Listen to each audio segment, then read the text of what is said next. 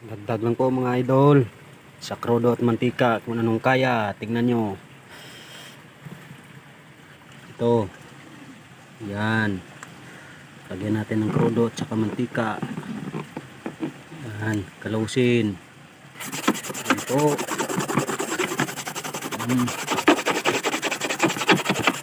Tingnan nyo kinalalabasan mga idol.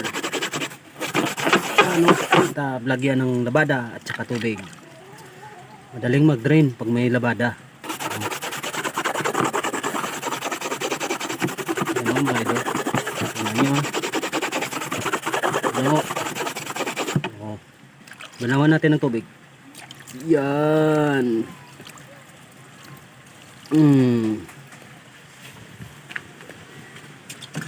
Kuha ba tubig? Ito mga idol, oh. Tingnan nyo.